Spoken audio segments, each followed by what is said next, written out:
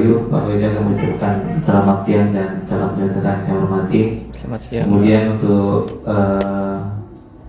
Ibu Kepala Sekolah dan Ibu Dewan Guru yang saya hormati, dan tak lupa yang komite hadir dan semua hadir yang saya hormati, dan siswa kelas 6 dan kelas 5 yang saya hormati. Alhamdulillah pada kesempatan siang hari ini kita bisa berkumpul di ruangan ini, yaitu dalam rangka diskusi tentang pemetaan aset atau modal sekolah di sekolah kita di Negeri 1 Bandung Raja Wali. Bapak Ibu yang saya hormati, ya, untuk mengawali acara pada kesempatan siang hari ini, mari kita buka dengan lafaz basmalah. Bismillahirrahmanirrahim. Mungkin langsung saja ke penjelasan tentang aset sekolah atau modal sekolah yang akan disampaikan oleh Bapak Effendi. Terima kasih atas waktunya dari Pak Rohman, dan juga saya ucapkan Assalamualaikum warahmatullahi wabarakatuh. Terima kasih kepada Bapak Ibu Guru dan Ibu Kepala Sekolah yang sudah bersedia hadir dalam kegiatan pemetaan aset, ya, dalam hal ini yang disampaikan oleh kami berdua, yaitu Pak Rohman SPDI dan juga saya Effendi SPD. Jadi langsung saja tujuan dari kita kegiatan pada siang hari ini. Tujuannya adalah kita mengetahui tentang aset-aset apa yang ada di sekolah ini, terus pemanfaatan aset-aset, dan juga bagaimana menggali potensi aset-aset yang ada di sekolah kita, sehingga aset-aset tersebut itu mempunyai nilai kekuatan yang dapat memperbaiki atau meningkatkan kualitas dari pembelajaran murid-murid kita yang ada di sekolah ini. Yang pertama adalah mengenai sekolah. Jadi sekolah itu ibaratnya kalau kita belajar di pelajaran IPA atau biologi, itu sekolah itu bisa disebut dengan ekosistem. Ekosistem itu adalah sebuah tata interaksi antara makhluk hidup dan unsur yang tidak hidup dalam sebuah lingkungan. Bisa kita simpulkan dalam kegiatan kita sehari-hari, keterkaitan antara ekosistem makhluk yang hidup dengan hal-hal benda-benda yang tidak hidup. Apabila salah satu saja di antara itu tidak ada atau tidak terpenuhi unsurnya, pasti pembelajaran yang di sekolah ini akan terkendala, akan menjadi masalah yang bisa mengakibatkan kurangnya kualitas pembelajaran yang ada di sekolah kita. Nah, setelah kita sebutkan tadi bahwa sekolah ini merupakan ekosistem. Ekosistem itu ada dua unsur, ya Bapak Ibu. Unsur yang pertama adalah unsur biotik dan yang kedua adalah unsur abiotik. Nah, unsur-unsur biotik itu apa saja? Yang pertama adalah guru-guru yang ada di sekolah ini. Lalu murid-muridnya dan semua warga sekolah yang ada di sekolah ini adalah termasuk unsur biotik.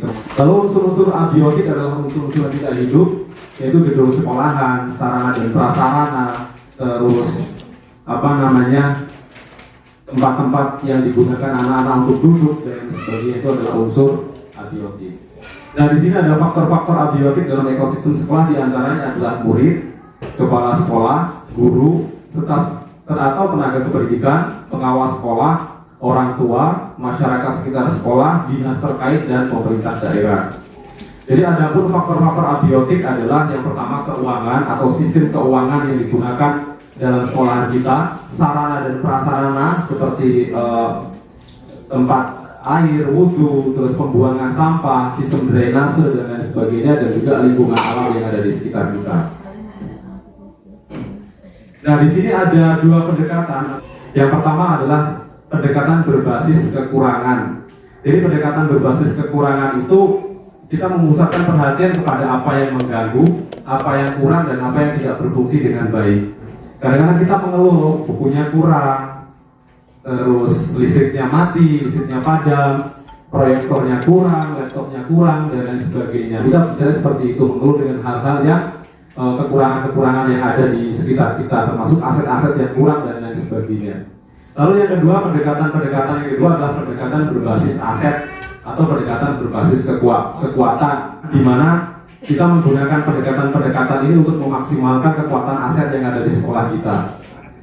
Jadi sebuah konsep yang menekuni kekuatan berpikir positif untuk mengembangkan diri, artinya kita itu tidak lagi melihat pada kekurangan-kekurangan atau hal-hal yang kurang dari apa yang kita miliki, tetapi lebih kepada bagaimana kita menyikapi dengan positif sehingga kekurangan-kekurangan yang ada tersebut kita balikkan menjadi kekuatan yang bisa kita maksimalkan.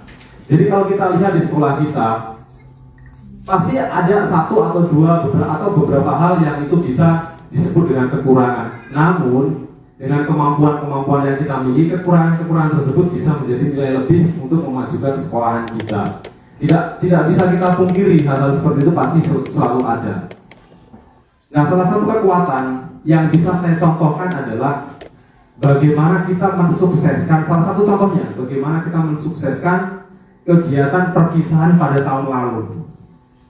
Tahun lalu kita tidak menggunakan hal-hal yang lain dari sekolahan kita. Kita menggunakan semua aset atau kekuatan-kekuatan atau nilai-nilai dari sekolahan kita. Jadi pertama seperti begini contohnya. Kita memanfaatkan ruangan, ruangan itu adalah milik sekolah kita.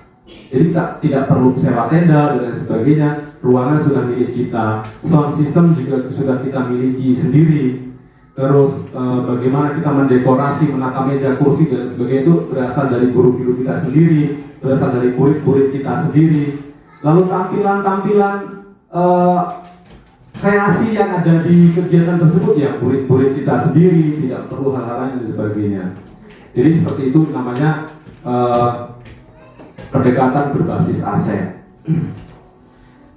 Lalu kita lanjutkan lagi pada bagian aset-aset dalam sebuah komunitas. Jadi tidak bisa kita pungkiri setiap komunitas di sini adalah komunitas sekolah kita yang terdiri dari guru-guru, murid dan semua anggota yang ada di sekolahan kita. Jadi aset-aset yang dapat disebutkan yang pertama adalah modal manusia. Kalau kita lihat modal manusia siapa saja? Ya ada kepala sekolah, ada guru, ada murid, ada penjaga gedung dan lain sebagainya. Itu adalah modal manusia yang bisa dimanfaatkan sebagai kekuatan aset. Yang kedua adalah modal sosial. Modal sosial itu keterhubungan antara hubungan kolaborasi antara guru dengan guru, murid dengan guru dengan masyarakat sekitar dan lain sebagainya. Termasuk di sini ada murid, ada guru dan juga ada komite yang hadir di sini. Yang ketiga adalah modal politik. Modal politik ini bagaimana misalnya sebagai contoh, bagaimana seorang kepala sekolah menggunakan wewenangnya untuk memajukan sekolahnya tersebut. Yang keempat adalah modal agama dan budaya. Jadi kalau kita lihat di sini modal agama dan budaya, apa sih agama yang kita anut di sekolah ini? Mungkin seperti itu bisa kita gunakan sebagai kekuatan aset yang ada di sekolah. Yang kelima adalah modal fisik. Jadi modal fisik di sini ada di gedung dan lain sebagainya, itu termasuk modal fisik dan juga sarana dan prasarana seperti sistem drainase, sistem air, sistem pembuangan dan lain sebagainya, termasuk modal fisik. Yang keenam adalah modal lingkungan atau alam. Seperti yang kita ketahui, modal lingkungan yang ada di sekitar kita itu bisa dimanfaatkan untuk menambah atau memaksimalkan aset-aset yang ada di sekolah kita, termasuk lahan di belakang sekolah kita, halaman sekolah dan lain sebagainya. Lalu yang ketujuh adalah modal finansial. Jadi modal finansial ini berupa dana bos dan lain sebagainya. Jadi termasuk modal finansial. Lalu bagaimana kita bisa memaksimalkan aset-aset yang ada di sekolah kita? Itu bisa kita lihat bagaimana kita menyusun sebuah program-program. Jadi untuk memaksimalkan aset-aset itu perlu sebuah ide atau gagasan, di mana ide dan gagasan tersebut dituangkan ke dalam, tentu saja salah satunya adalah melalui program-program. Jadi yang saya bisa contohkan program-program yang sudah ada di sekolah kita, bagaimana kita memanfaatkan aset-aset, mengembangkan dan juga memaksimalkannya. Yang pertama adalah program upacara bendera setiap hari Senin. Itu merupakan program sebenarnya bagaimana kita memanfaatkan aset yang ada, guru-guru yang ada, murid dan peralatan dan sebagainya. Lalu ada juga program tiket umum ya Pak Marno ya, tiket umum. Jadi kalau misalnya kita bisa memanfaatkan aset yang ada, kenapa tidak kita bikin program? Ada lagi program ekstrakurikuler, ada drum band, ada seni tari, dan lain sebagainya. Itu adalah salah satu pemanfaatan atau pemaksimalan aset yang ada di sekolah ini. Termasuk ada gurunya, pembina, terus murid-muridnya, peralatannya, lingkungannya, dan lain sebagainya. Lalu setelah ini diharapkan, ya harapannya adalah bagaimana kita memaksimalkan program-program yang sudah ada, atau menguatkan lagi program-program yang sudah ada, atau apabila Bapak Ibu lagi ingin lagi punya ide dan gagasan untuk memaksimalkan potensi dari aset-aset sekolah dengan membuat program yang baru, itu silakan. Artinya salah satu cara untuk memaksimalkan aset-aset yang ada di sekolah kita ini adalah melalui sebuah program. Jadi kalau tidak ada programnya, ya asetnya tidak akan maksimal. Bagaimana kalau misal tidak ada tidak ada ekstrakurikuler drum band? Aset drum band yang ada di sekolah kita pasti tidak akan berguna. Bagaimana kalau tidak ada ekstrakurikuler untuk hadroh? Pasti alat-alat hadrohnya tidak akan berfungsi. Bagaimana kalau tidak ada sholat berjamaah di musola? Pasti musolanya juga tidak akan berfungsi. Artinya untuk menguatkan dan menggali potensi dari aset-aset yang ada, itu diperlukan sebuah program yang dimaksudkan untuk memaksimalkan potensi aset yang ada di sekolah kita. Artinya guru-gurunya juga punya potensi, murid-muridnya, lingkungan alam, dan lain sebagainya.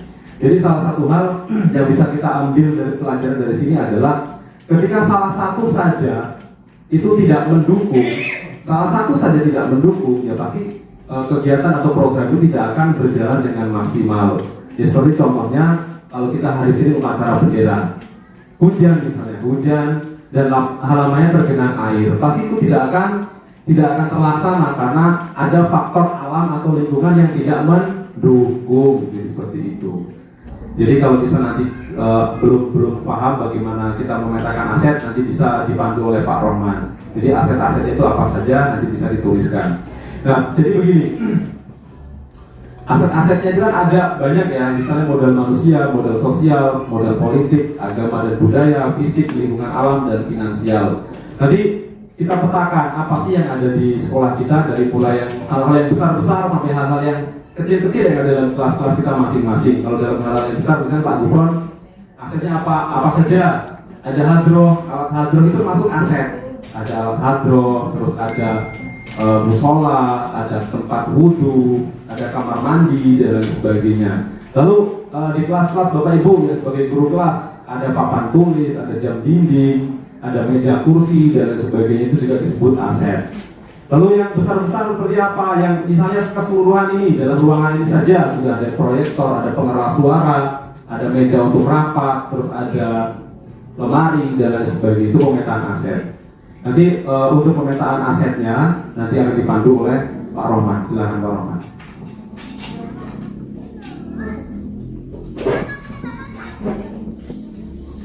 Baik, Bapak Ibu sekalian, kita langsung saja apa yang disampaikan oleh Bapak Medis mengenai pemetaan aset. Jadi mungkin selama ini kita tahu hanya aset itu mungkin hanya sarana, ya mungkin laptop, dan itu saja. Bahwasanya sebenarnya untuk menunjang pendidikan kita itu ada 7. Tadi sudah dijelaskan ada 7 modal aset, ya. Ada modal manusia, modal fisik, modal lingkungan alam, modal finansial, modal politik, dan modal agama dan budaya. Nah, itu semuanya bisa menunjang untuk kegiatan pendidikanmu. Ya selama ini mungkin kita hanya tahu fisiknya saja, ya hanya fisiknya saja, gedung, laptop, dan sebagainya. Yang bahwasanya sebenarnya ada 7 modal fisik yang harus kita gali, kita gali potensinya untuk kemajuan pendidikan kita. Nah, mungkin yang pertama modal manusia, mungkin ini sudah saya rangkum Pak Mendi ya. Mungkin nanti jika ada yang kurang ataupun ini ditambahkan saja Bapak Ibu ya di sekolah kita. Modal manusia yang pertama ini memiliki guru PNS 5 orang, kemudian P3-nya 4 orang, guru honorernya ada 5 orang, tenaga administrasinya 2 orang, itu honorer, dan penjaga sekolah 1 orang honorer. Kemudian gurunya berpendidikan S1 semua, benar ya? Gurunya. Kalau tenaga administrasinya masih belum S1, kita gurunya sudah S1 semua, alhamdulillah. Yang sebanyak 14 orang. Kemudian siswa kita berjumlah 256 siswa. Kemudian komite sekolah dan orang tua siswa atau wali yang selalu mendukung kegiatan sekolah. Nah, itu modal manusia yang untuk kemajuan pendidikan kita. Kemudian modal sosialnya, ini kemudian masyarakat terhadap pendidikan dan kemajuan sekolah, yaitu ikut memantau perkembangan sekolah dan tingkah laku siswa di luar jam sekolah. Kemudian kepercayaan masyarakat dan komite sekolah terhadap sekolah. Nah, itu modal sosialnya, mungkin nanti bisa kita koreksi kembali. Kemudian modal politik, ini kita ada kerjasama dengan pemerintah kampung. Kemudian ada puskesmas, ya, puskesmas Badung-Rejo itu ada kegiatan rutinnya dengan kita. Kemudian ada kepolisian masuk sekolah, dan kemudian ada lagi kerjasama ataupun bantuan dari PT Civil Estate. Ini juga termasuk daripada aset kita. Ya, ini harus kita kita rangkul agar kemajuan pendidikan kita bisa terwujud ataupun tujuan kita tercapai. Kemudian modal finansial kita untuk tahun ini ya hanya dana BOSP reguler saja sebetulnya. Ya. Nah, ini bisa kita gali nanti dari potensi aset yang belum dimanfaatkan potensinya. Nah, ini untuk bisa menambah penambahan sekolah, ya. Kemudian untuk modal fisiknya ada 1 ruang kepala sekolah, 1 ruang guru, 12 ruang kelas, 1 ruang komputer, 1 ruang UKS, kemudian 1 gedung musola, 1 ruang dapur, 4 ruang WC siswa, 2 ruang WC guru, 4 rumah dinas guru, kemudian halaman sekolah yang luas, kebun sekolah. Nah, ini termasuk dari prasarananya. Kemudian sarananya ada mobilier, kursi, meja, ya. Kemudian atau ada tambah lagi meja papan tulis, papan tulis yang memadai untuk kegiatan KPM kita. Kemudian ada kursi untuk ruang tamu dan ruang guru. Kemudian laptop dan PC kita sebanyak 13 unit. Ya. Kayaknya jumlahnya sedikit, tapi kalau dihitung ternyata banyak, ada 13 unit. Kelompok kita sebanyak 15 unit, ada dua unit yang kurang baik, artinya rusak. Kemudian 1 set alat drum band, 1 set alat radio. Kemudian proyektor kita ada 3, 1 yang rusak, tapi hanya 2 yang bisa digunakan. Amplifier kita 1 unit, salon 2 unit. Kemudian wifi kita dengan kekuatan 3 Mbps. Kemudian modal lingkungan alam, ya, kita memiliki lingkungan yang asri, udara yang bersih, karena terdapat pohon yang rindang di depan kelas. Kemudian halaman depan sekolah juga cukup luas. Ini sudah bisa menjadi tempat yang rindang dengan beberapa pohon peneduhnya. Kemudian memiliki potensi yang belum maksimal dimanfaatkan untuk nilai ekonomis. Ya, ini nanti kita musyawarahkan bersama, ya, untuk menambah tambahan kita untuk kemajuan pendidikan kita, baik itu untuk siswanya dan untuk kita semua. Kemudian modal agama dan budaya, ini terkait modal agama dan budaya. Ini sekolah kita memiliki agama dan keyakinan yang berbeda, mungkin Kristen dan Katoliknya beberapa. Nah, ini semuanya saling toleransi, dan serta latar belakang kita juga berbeda-beda, dan Sunda, Jawa, Lampung dan sebagainya. Nah, ini bisa bercampur baur. Kemudian murid memiliki kebiasaan karakter religius, ya, ada sholat berjamaah, sholat duha dan sebagainya. Kemudian sikap budaya murid kita selalu cenderung patuh dan taat terhadap peraturan tata tertib sekolah. Ya, kemudian murid yang mempunyai budaya menjaga kebersihan, misalnya dengan membuang sampah pada tempatnya, ya, ada jadwal piket harian, jadwal dan sebagainya. Nah, itu 7 modal aset yang dapat kita manfaatkan untuk kemajuan pendidikan kita. Ya, mungkin ada yang perlu ditambahkan lagi, mungkin Ibu Kepala Sekolah. Assalamualaikum warahmatullahi wabarakatuh. Alhamdulillah, walaupun cuacanya panas, kemudian mati lampu, kita puasa, cukup. Tapi tetap bersemangat, tetap semangat kita dalam menyusun sebuah program atau pemetaan. kalau saya perhatikan dengan penjelasan-penjelasan tadi, alhamdulillah kita harusnya lebih tahu, harusnya nantinya akan lebih paham apa sih aset, apa sih yang harus kita manfaatkan. Nah, oleh karena itu agar supaya kita punya ada manfaatnya untuk meningkatkan kemajuan sekolah, memang sebaiknya kita adakan pemetaan dulu, dan setiap pemetaan aset itu kita harus sudah tahu juga nanti ada pemanfaatannya. Nah, dengan adanya calon guru penggerak ini membuka hati kita untuk agar lebih tahu apa sih yang selama ini kita taunya aset hanya berupa fisik, barang. Aset itu memang yang kita tahu hanya aset kelas dan aset sekolah. Aset kelas seperti misalnya meja, kursi kelas, dinding kelas dan sebagainya. Kalau aset sekolah itu lebih luas lagi, punya gedung, punya siswa, punya guru dan sebagainya.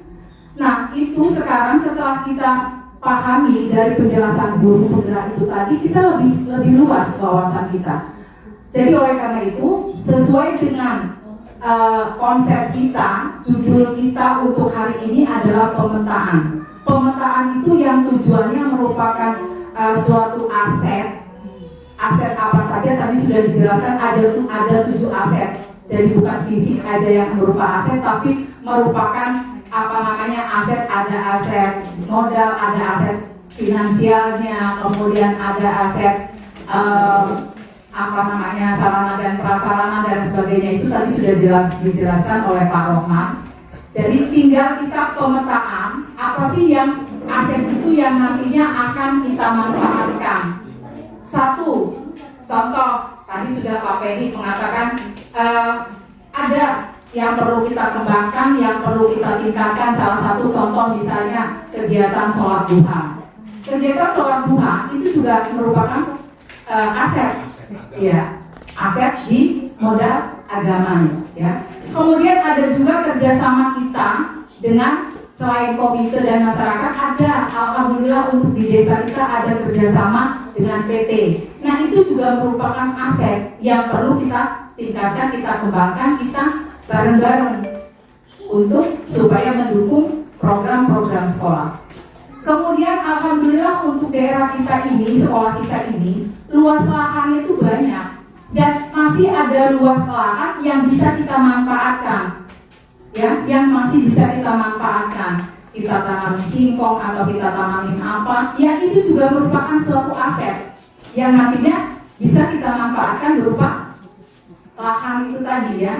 Nah, itu pemetaan itu yang maksudnya seperti itu, ya. Jadi hari ini untuk kegiatan-kegiatan pemetaan itu nanti kita tanyakan saja dengan guru-guru kelas dulu. Kira-kira apa sih aset yang perlu ditonjolkan, yang perlu kita kembangkan untuk menunjang meningkatkan kegiatan-kegiatan sekolah.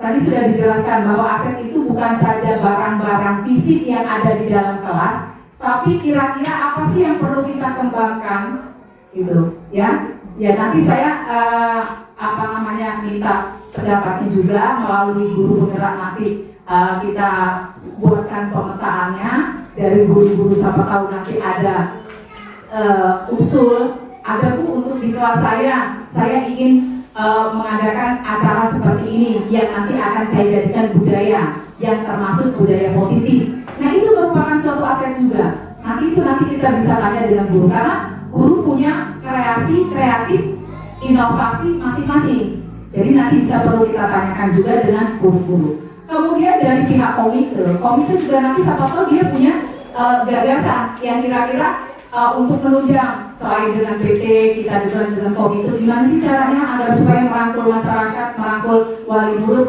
agar supaya kita lebih maju lagi untuk meningkatkan program-program kita. Itu saja sih yang dapat saya sampaikan. Nanti kita pandu lagi dengan Pak Rohman dan Pak Edi. Silakan untuk guru-guru kelas yang kira-kira punya ancang-ancang, yang punya pemikiran yang bakal kita jadikan aset. Ya, itu saja yang dapat saya sampaikan. Saya akhiri. Assalamualaikum warahmatullahi wabarakatuh.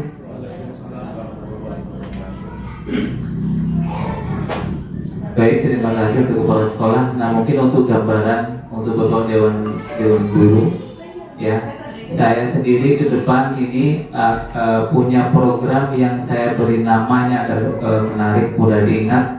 Ini ngejus yuk, ya. Jadi bukan berarti kita ngejus minum, bukan. Ya.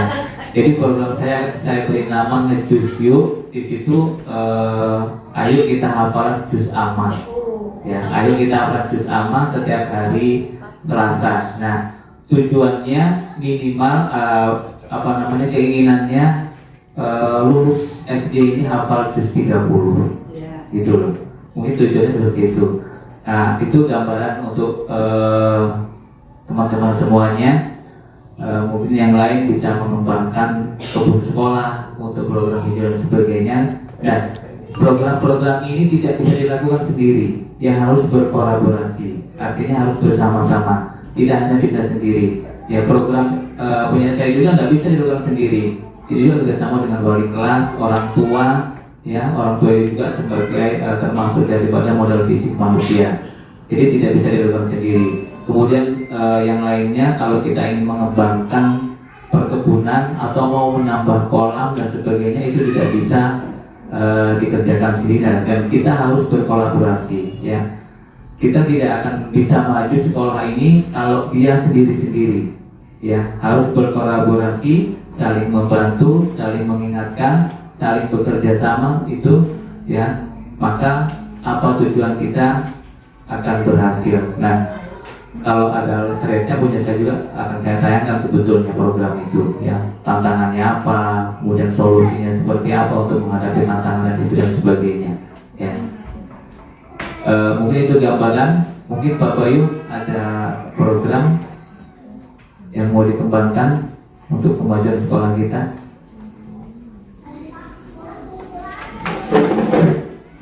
Assalamualaikum warahmatullahi wabarakatuh. Selamat dan salam sejahtera untuk kita semua. Terima kasih atas undangan dari sekolah ini kepada kami komite di forum diskusi ini. Yang saya hormati Kepala Sekolah SD Negeri 1 Batuhan Raja Wali bersama dengan Dewan Guru dan juga anak-anak yang sempat hadir dalam rapat ini. Terima kasih juga untuk kesempatan yang diberikan kepada kami komite selaku mitra dan juga aset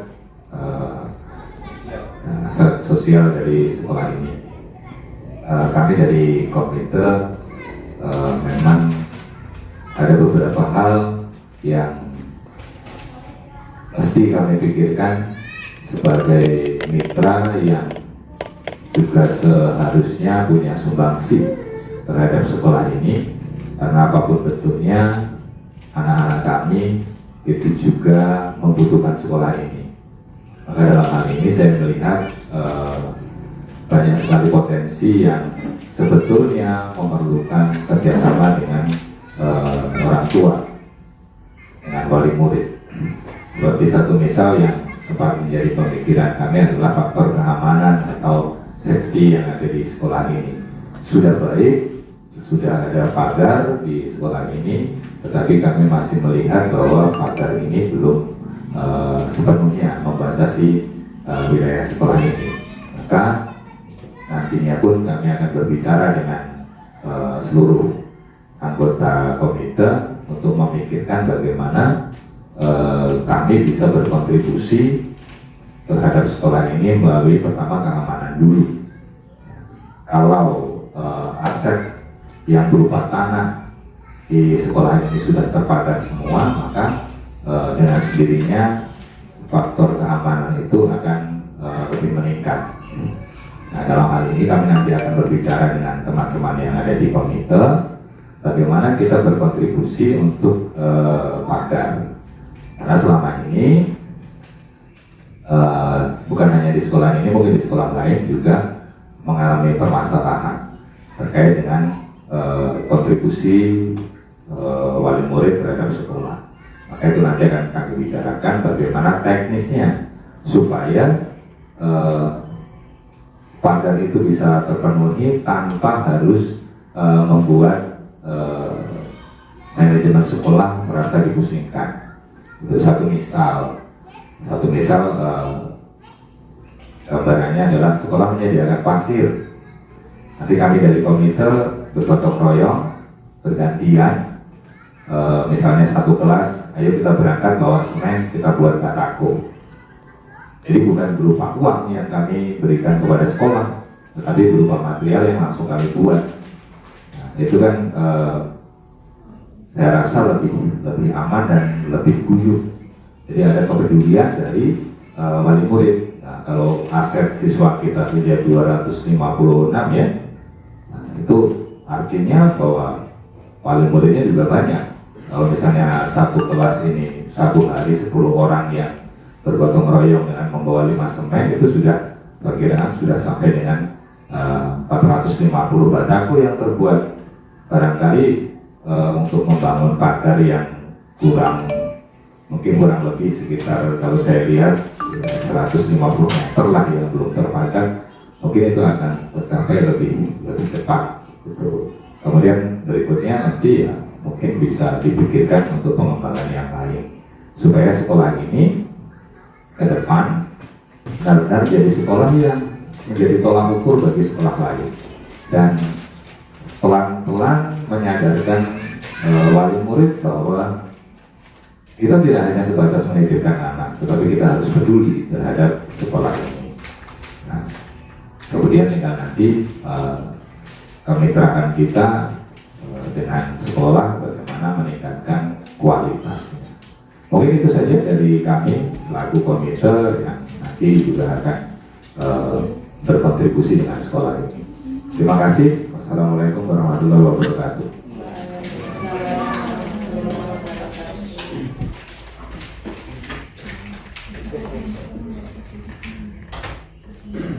Baik, terima kasih Bapak Ibu selaku komite. Kita sambil berjalan Bapak Ibu ya, silakan buat program untuk sekolah kita. Dengan program-program tersebut mudah-mudahan nanti bisa memajukan pendidikan kita. Jadi kita bukan hanya belajar di kelas saja. Jadi kita harus melakukan pembelajaran anak tersebut di luar kelas dengan berbagai macam program ya, seperti itu. Mungkin saya kira cukup Pak Pendi ya. Atau menurut tambahan? Dulu saya masih ingat ya, dulu kita pernah punya program yang dimana guru kelas atau kelas-kelas yang ada di sekolah itu bekerja sama dengan wali murid. Salah satu programnya adalah dulu kita pernah ya Bapak Ibu menghias kelas ya, menghias kelas antara wali murid dengan guru dan juga dengan murid-murid yang di sekolah itu. Itu merupakan salah satu aset Bapak Ibu.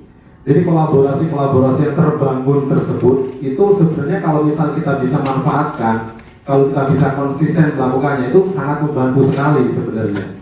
Hanya saja ada hal-hal yang perlu dipertimbangkan. Salah satunya adalah hubungan sosial ataupun kolaborasi antara guru dengan guru, kepala sekolah dengan guru, guru dengan wali murid, sekolah dengan masyarakat sekitar, dan juga semua anggota yang ada di sekolah ini.